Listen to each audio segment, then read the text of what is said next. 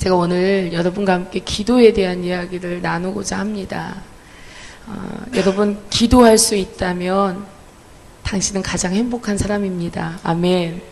저 손 한번 인사하겠습니다. 기도할 수 있다면 당신이 가장 행복한 사람입니다.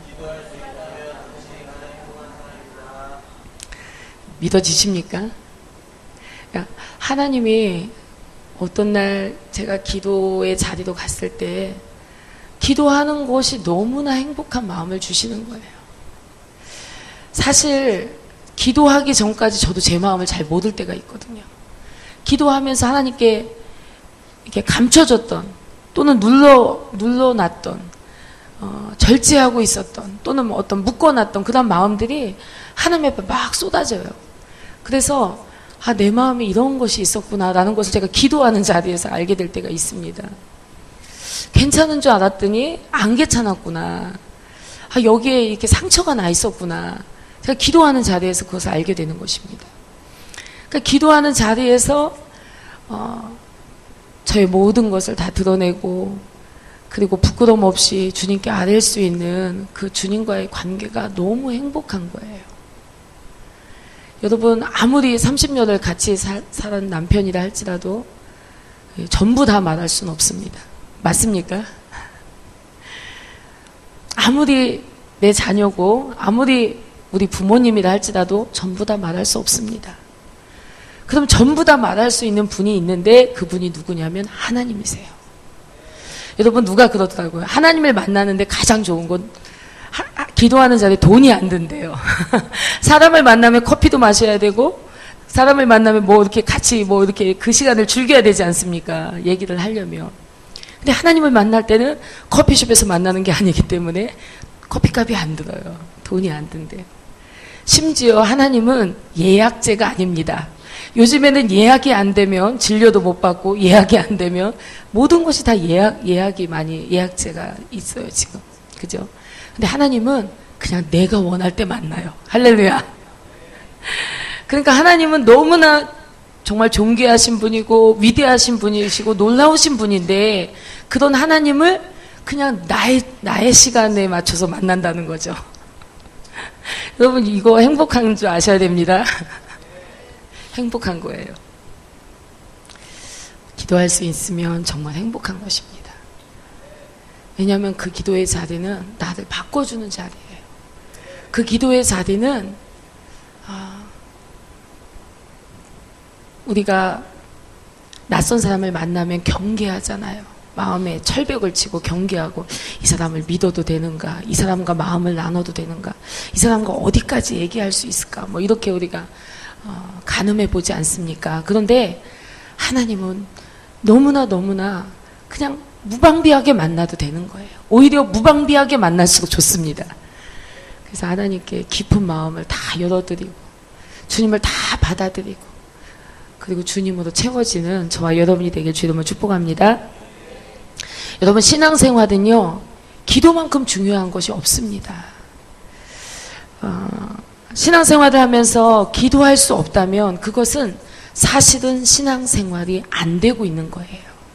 그러니까 신앙생활은 기도가 근본입니다. 기본입니다. 크리스찬들은 기도가 삶의 방식인 거예요. 기도를 통해서 주님과 만나고 기도를 통해서 주님의 그 마음을 전달받고 기도를 통해서 우리의 방향을 가늠하는 것입니다. 기도를 통해서만 우리가 주님과 교제할 수 있다는 것이죠. 그래서 기도는 신앙생활인 것입니다.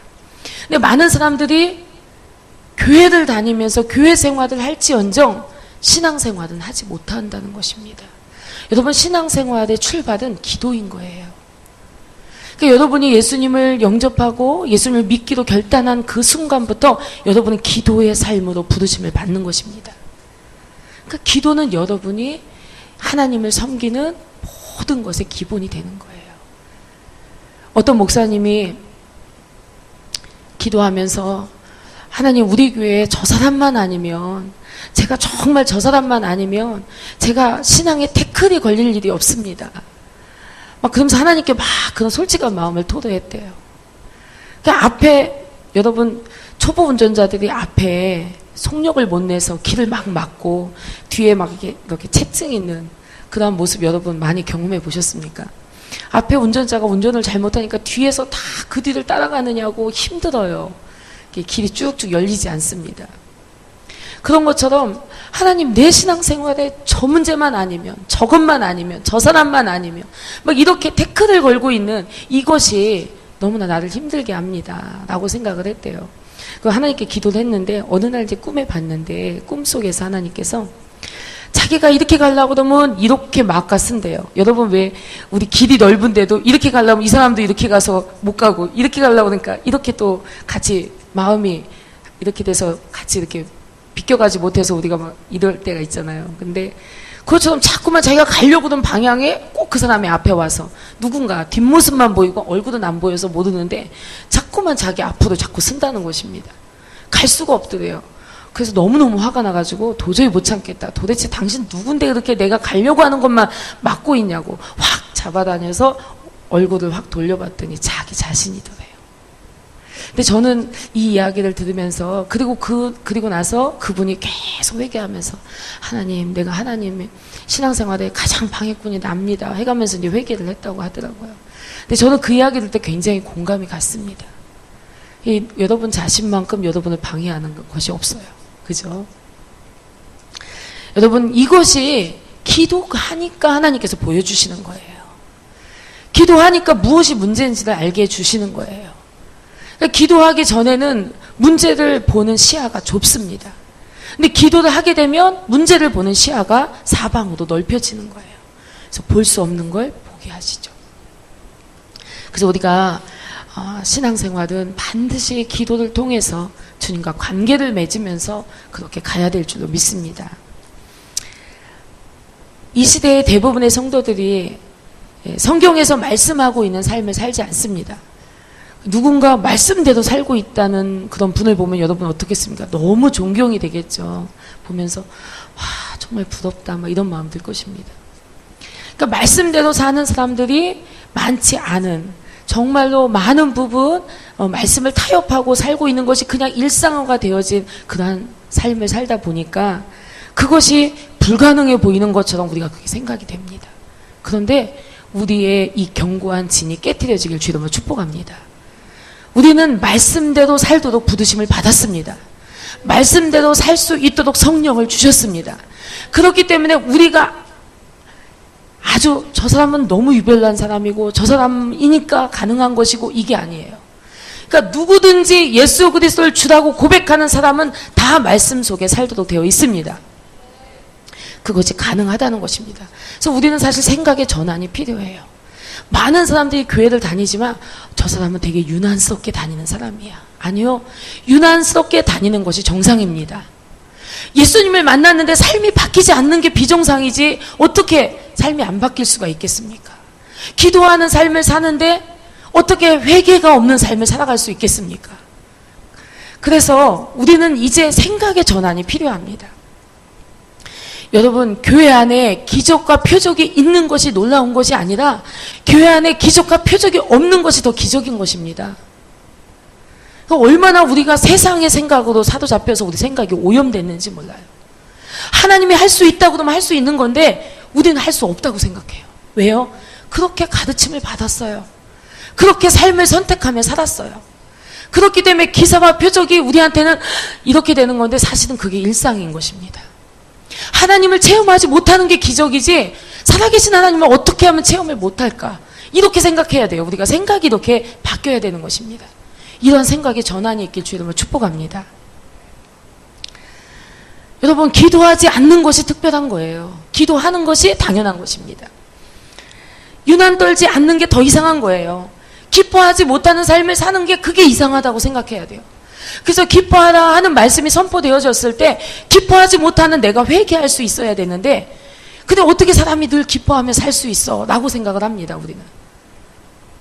저 사람은 충만하니까 나는 덜 충만하니까 이렇게 생각을 합니다. 아니에요. 우리는 하나님이 기뻐하라 하면 아멘입니다. 기뻐할 수 있는 상황이 없고 기뻐할 수 있는 어떤 그런 가운데 있다 할지 못할지라도 여러분 어떤 문제 가운데 어떤 고통 가운데 어떤 아픔 가운데 있다 할지라도 하나님이 기뻐하라고 그러면 아멘입니다. 기뻐할 수 없는 것은 회개해야 돼요. 왜냐하면 그 말씀에 순종하는 것이 정상이니까. 순종할 수 없는 게 비정상이니까요. 우리의 생각이 비정상적인 것을 당연하게 여기는 생각으로 우리의 생각은 너무나 오염됐다는 것입니다. 근데 이 생각을 바꿀 수 있는 것이 기도예요. 기도할 때 여러분, 저는 그렇더라고요. 제가 내일이 오는 것이 너무 두려운 그런 아주 힘든 시간 속에 살고 있고, 제가 이제 믿음 안에서 하나님을 백으로 삼고 가끔 큰 소리를 막 뻥뻥 칩니다. 근데 그것은 이제 믿음을 이제 지지하기 위해서 이제 그렇게 하는 것이고, 실제로 제 마음은 그렇지 못할 때가 많거든요.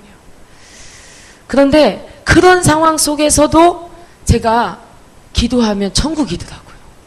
눈을 감고 기도하면 어떤 필요도, 또 어떤 아픔도, 또 다가올 어떤 미래에 대한 두려움도 기도하는 자리에서는 그냥 천국이 되는 것입니다.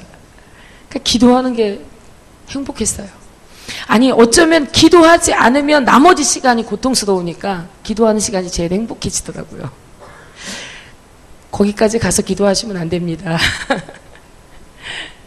근데 기도하는 시간이 위로받는 시간이고, 기도하는 시간이 왠지 기도하면서 막 하나님의 마음에 막 믿음을 주니까 막 너무 기쁜 거예요. 그래서 이제 제가 눈을 딱 뜨고 현실로 돌아오면, 현실은 그냥 현실이잖아요. 기도하는 자리에서는 막 뭐든지 다 될 것 같고, 뭐든지 다 그냥 뒤집어질 것 같고, 막 하나님이 막 역사하시고 막 이럴 것 같아요. 기도하는 자리에서는 그래서 행복하고 너무 기쁜 거예요. 그런데 현실로 돌아와서 보니까 이제 숨이 안 쉬어지는 상황이 오는 것입니다. 너무 버겁죠. 그래서 저는 어쩌면 현실을 도망해서 기도하는 자리도 갔는지도 모르겠습니다. 그런데 그것이 기적의 출발이었어요. 그래서 그러나 분명히 제가 그 시간을 다 지나와서 제가 분명히 제가 간증하지만 하나님께서 하셨습니다. 하루하루를 견디게 하셨고, 또 하루하루를 뚫고 나갈 수 있게 하셨고, 징검다리처럼 다음번 내가 어디에 발을 디뎌야 할지를 잘 모르지만, 그러나 오늘 내가 뒤지고 서 있는 이 징검다리에서 기도하면서 그 다음 발걸음을 옮길 수 있었기 때문에 하나님께서 기도 가운데서 저를 붙들어 주셨습니다. 그러니까 여러분이 기도한다는 것은 하나님이 여러분 붙들고 가는 거예요. 아멘. 그러니까 지금 내가 어디에다 발을 옮겨놓을 자리를 못 찾는다 할지라도 그래도 분명히 하나님이 예비하십니다. 그래서 여러분 두려움 없이 두려움을 이기면서 가는 거예요. 여러분 아까 우리가 부른 찬송이 얼마나 어마어마한 찬양을 부르셨는지 아십니까? 예? 주님께서 나를 오라 하시니 내가 배 위에서 바다로 나가는 거예요. 사람이 바다 위에 설 수 있습니까? 없습니까? 바다 위를 걸을 수 있습니까? 없습니까? 없다니까요. 믿음으로 발을 옮기는 거예요.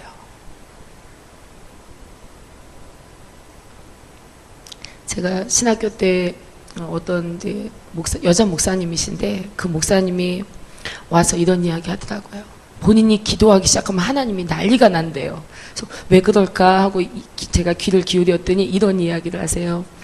그러니까 본인은 그냥 뭐 여기가 물 위다라고 생각해도 그냥 내딛는데요, 그냥. 그럼 하나님이 물에 빠질까봐 급해가지고 빨리 반석을 갖다 발밑에다 대줘야 되는 거예요. 그러니까 믿음이 어마어마하신 거죠. 그러니까 그냥 하나님 막 믿어버리는 거예요. 그냥 벼랑 끝에서 그냥 뛰어내려 버리는 거예요. 그러면 벼랑 끝에 뛰어내린 사람이 급한 게 아니라 그걸 붙들어줘야 될 하나님이 급하신 거예요. 그래서 하나님을 급하게 하는 목사님이셨어요. 근데 부러웠습니다. 와, 진짜 대단한 믿음이다. 저 믿음이 어디서 나올까요? 하나님과의 관계에서 나오는 것입니다. 그러니까 이런 관계의 삶을 살기 위해서 우리는 기도로 출발된 삶을 살아야 될 줄로 믿습니다. 여러분, 예수를 주로 영접한 사람이라면 누구나 기도의 삶을 살아야 되는 것입니다. 하나님은 너무 먼 하나님이 아니에요. 하나님은 지금 이 자리 내가 숨쉬고 있는 이곳에 계신 하나님이시고요. 복잡한 나의 일상의 삶 속에 그 한복판에서 역사하고 계시는 하나님이십니다. 우리가 하나님이 기뻐하다고 할 때 하나님 도저히 기뻐할 수가 없는데 어찌 기뻐합니까? 뭐 기뻐하게 해주시든지 뭐 기뻐할 만한 일들로 제 앞에 가지고 오시든지 뭐 이렇게 해주셔야 제가 기뻐할 거 아닙니까? 사람이 어떻게 항상 기뻐할 수가 있습니까? 이렇게 우리가 말씀을 받지 않는 것이 하나님을 대적하는 것입니다.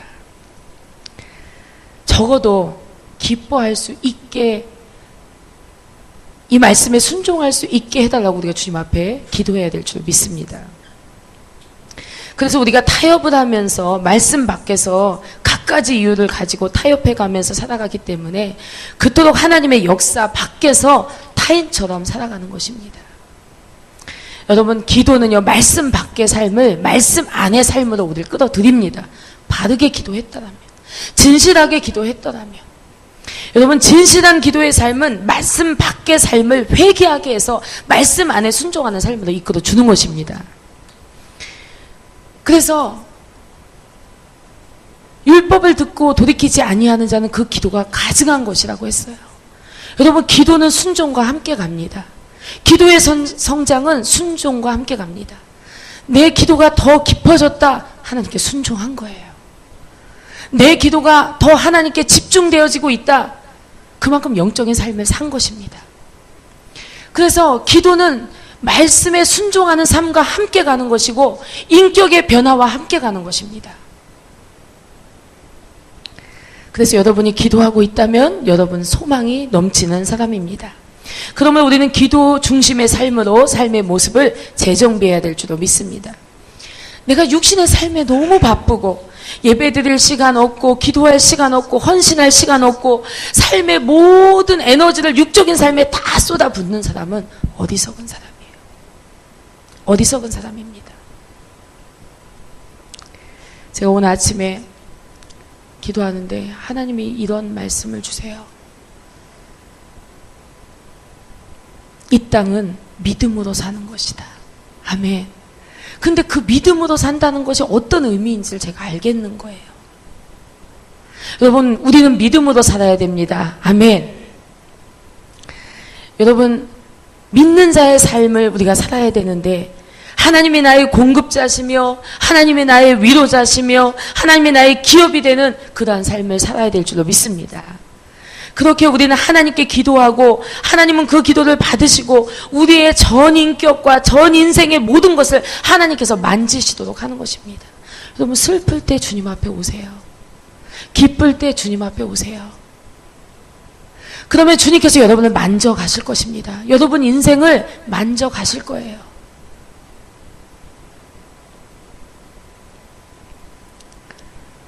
여러분, 더 정확한 진리를 제가 말씀드리자면 하나님께서 우리의 기도를 받으시고 우리의 인생을 살아주셔야 됩니다.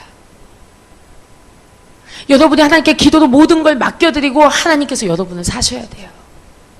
그러니까 하나님께서 나를 통해서 사셔야 됩니다. 내가 사는 것이 아니라 나를 통해 하나님이 사셔야 하는 것입니다. 왜 그렇습니까? 그래서 우리가 하나님의 결론이 아니면 답이 없는 인생들이라는 것입니다. 이것이 우리가 기도하는 목적입니다. 그러나 많은 사람들이 기도 가운데 좌절을 경험했습니다.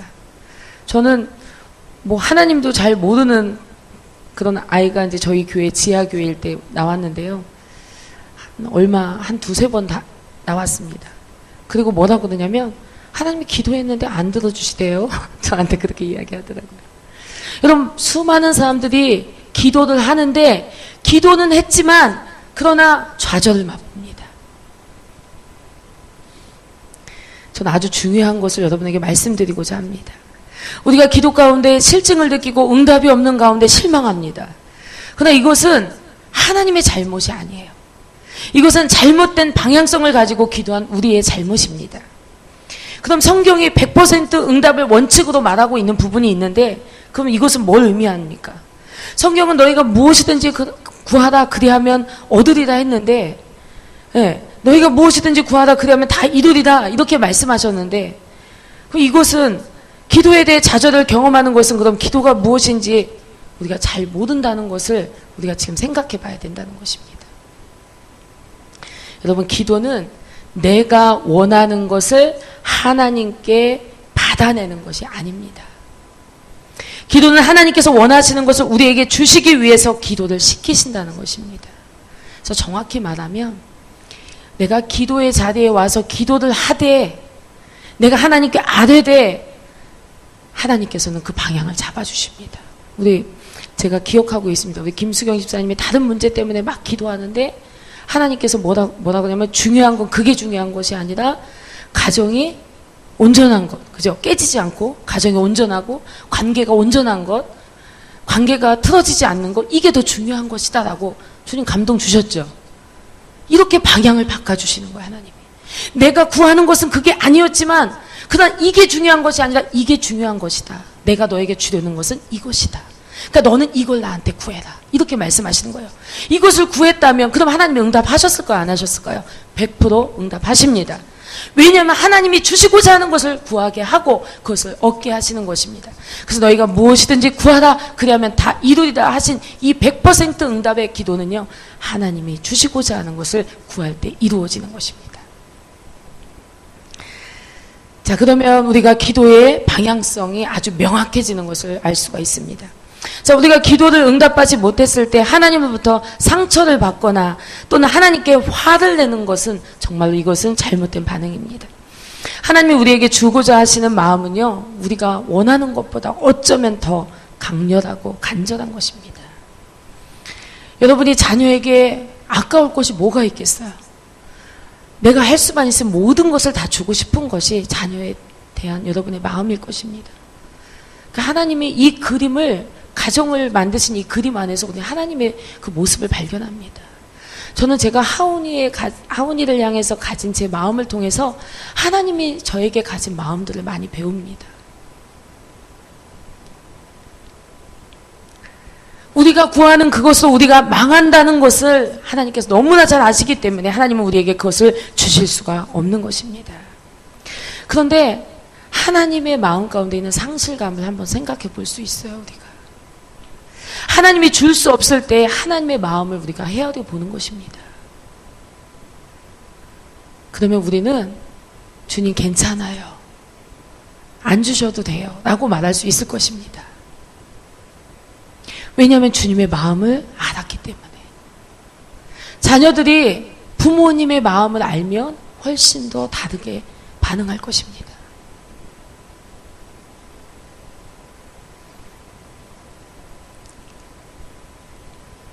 사실 오늘 제가 하온이한테 37,000원을 줬습니다. 그런데 37,000원이 10,000원짜리 2장에다가 5,000원짜리 2장에다가 3장에다가 1,000원짜리 2개 이렇게 해서 37,000원을 주었어요. 사실은 그것이 이 아이에게 제가 허락할 수 있는 전부입니다. 4만 원도 줄 수 있고 5만 원도 줄 수 있어요. 제가 오다가 돈을 찾았으면 더 많이도 줄 수 있었어요. 그렇지만 그렇게 하지 않았습니다. 최소한의 필요를 줬습니다. 하나님도 그렇게 하세요. 그러나 이 아이에게 더 줬을 때 이 아이가 그것을 너무나 유용하게 잘 관리하고 잘 쓸 수 있다면 더 줬을 것입니다. 그래서 우리가 하나님께 기도하고 응답받지 못했다면 우리의 반응은 회개해야 돼요. 회개해야 됩니다. 내가 잘하지 못한 것에 대해서, 내가 믿음 없는 것에 대해서, 내가 올바른 가치관이 아닌 것에 대해서 하나님께 회개해야 되는 것입니다. 그러므로 기도는 자신이 바라는 것을 하나님께 얻는 수단이 아니라 하나님께서 원하시는 것을 우리에게 주시기 위해서 사용하시는 수단인 것입니다. 하나님 우리에게 세상의 가치로 좋은 것을 주시는 것이 아니라 하나님은 최고의 것을 주십니다. 하나님 우리에게 가장 좋은 것을 주시는 분이 맞습니다. 이것이 우리의 믿음입니다. 제가 또 오늘 여러분과 잠깐만 더 이야기를 하겠는데요. 기도의 가르침 중에 가장 중요한 것입니다. 이게 너무 중요해요. 기도하면 할수록 우리의 성품은 아버지 하나님을 닮아가야 됩니다. 맞습니까? 그런데 기도하면 할수록 아집과 고집과 자존심이 세지고 세상 욕심이 많아진다면 그건 잘못한 거예요. 그 기도는 잘못된 기도입니다. 기도를 통해서 하나님의 거룩하고 위대하신 그 사랑과 하나님의 인격을 만나는 것입니다. 여러분, 기도하면 할수록 하나님의 사랑에 감동이 돼야 돼요. 저는 제 마음에 하나님께 용서를 구해야 될 것이 제 마음에 있었어요. 그런데 제가 하나님께 용서를 구하지 못하고 있었어요. 근데 주님이 먼저 내가 너를 용서한다 그러셨어요. 근데 그것이 무엇을 의미하는지 저는 압니다. 그러니까 이 사랑이 너무 감격이 되는 거예요. 내가 아직 하나님께 용서를 구할 마음이 안 됐는데, 근데 하나님이 내가 너를 용서한다. 미리 용서하셨어요. 먼저 용서하셨어요. 내가 고백하기 전에. 그러니까 기도할수록 하나님의 이러한 사랑에 감동이 되고, 하나님의 이러한 사랑에 나의 불완전한 사랑이 무너져야 됩니다. 그래서 온전한 사랑으로 하나님을 배울 수 있는 것이 바로 기도입니다. 기도할수록 우린 예수님을 닮아갈 수밖에 없는 것입니다. 기도 가운데 하나님의 성품과 그분의 존재 방식이 내 안에 막 스며드는 거예요.